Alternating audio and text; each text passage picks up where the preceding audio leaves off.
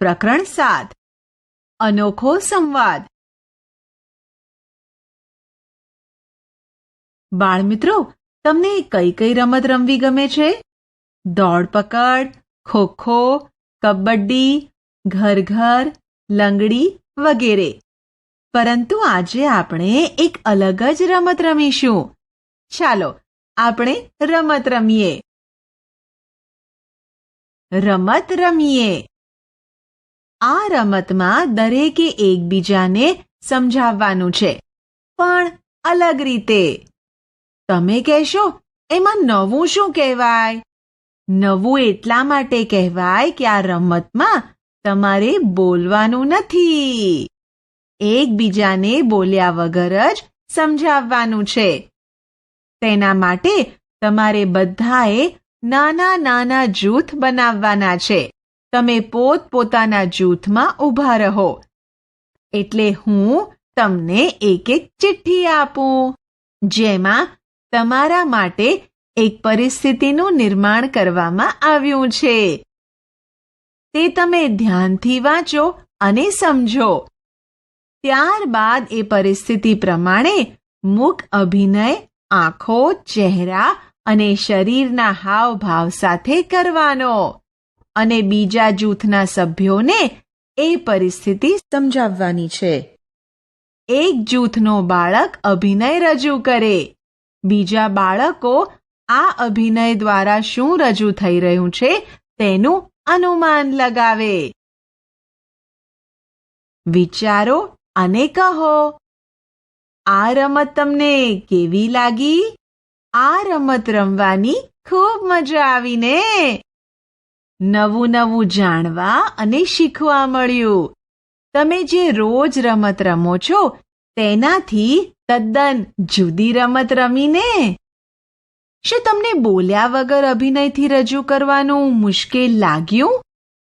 બોલ્યા વગર અભિનય કરવાનું થોડું મુશ્કેલ લાગે છે, કારણ કે બોલવા સાથે અભિનય કરવો વધારે સહેલું છે. શું તમે કોઈને અભિનય દ્વારા વાત કરતા જોયા છે? બહેરા તેમજ મૂંગા લોકો આ રીતે વાતો કરે છે.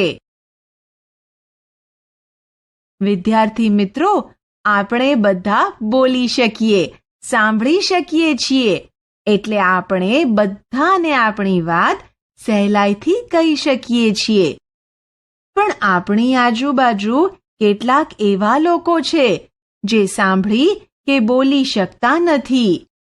આવા લોકો પોતાની વાત કહેવા માટે અમુક ક્રિયાઓનો સહારો લે છે, જેના કારણે તેઓ બીજા લોકોને પોતાની વાત ચહેરાના હાવભાવ, હોઠના હલનચલનથી સમજાવી શકે. આ ચિત્રમાં બે બાળકો, એક છોકરો અને એક છોકરી છે. આ ચિત્રમાં આપેલ બંને બાળકો આવા જ છે. બાળકો, આપણે બધા વિવિધ પ્રકારના કાર્યો કરી શકીએ છીએ.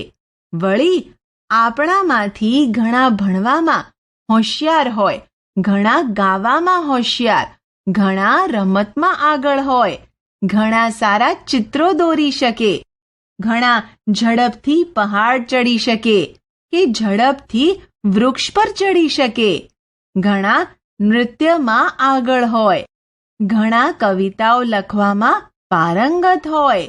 આમ કેટલાક કામોમાં આપણી વિશેષતા હોય છે.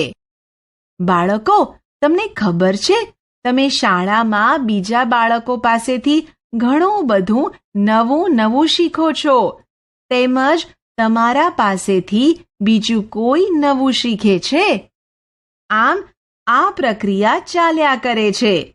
તેવી જ રીતે જે બાળકો બોલી કે સાંભળી નથી શકતા, તે લોકો પણ આવી જ રીતે શીખે છે. તમને થશે, એ કેવી રીતે? તો એ બાળકો માટે અલગ શાળાઓ હોય છે. ત્યાં તેઓ આ બધી જ વસ્તુઓ શીખી શકે છે. તેમને શીખવાડવા માટે શિક્ષકો હોય છે, જેમની મદદથી તેઓ ઈશારાની ભાષા શીખે છે. આથી તેઓ શાળામાં વાંચી લખી શકે છે. આ કાર્યમાં તેમના શિક્ષકનો બહોળો ફાળો હોય છે. બાળમિત્રો, આપણે એવા જ એક બાળકની વાત કરીએ જે સાંભળી શકતું નથી, છતાં ઘણા બધા કાર્યો તે કરી શકે છે.